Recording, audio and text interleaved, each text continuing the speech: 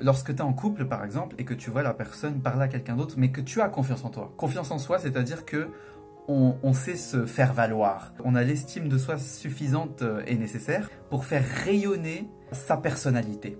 Son charisme, en fait. Le charisme, c'est quoi? C'est ce qu'on dégage de plus positif, de plus rayonnant, de plus puissant en soi.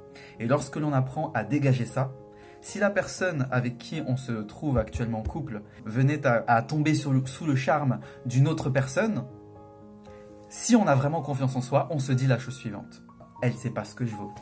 Elle n'a pas conscience de ce que je vaux. Moi, j'ai conscience de ce que je vaux. C'est pas parce que cette personne va voir ailleurs que ça doit remettre en question ma conscience de soi et la connaissance que j'ai de ma valeur.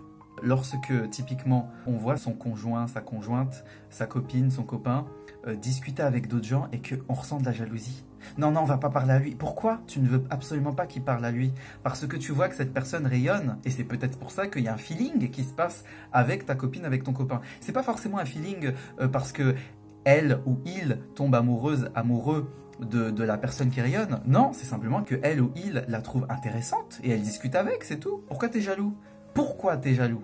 Parce que tu vois que cette personne rayonne et tu as peur que son rayonnement séduise ta copine ou ton copain. Tu te dis peut-être que cette personne est plus cool que moi, peut-être que cette personne est plus attractive et plus dynamique, a quelque chose que je n'ai pas. Effectivement, elle a quelque chose que tu n'as pas encore.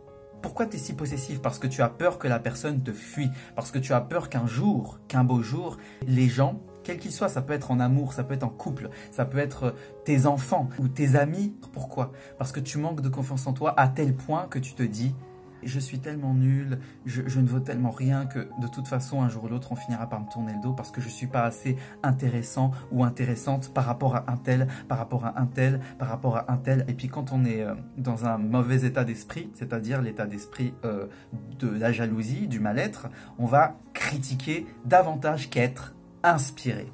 L'état d'esprit positif, c'est l'état d'esprit qui va être réceptif aux ondes positives, c'est-à-dire « oh, il rayonne, waouh, ça me donne des idées, ça va être mon modèle, ça va être mon exemple, c'est mon inspirateur.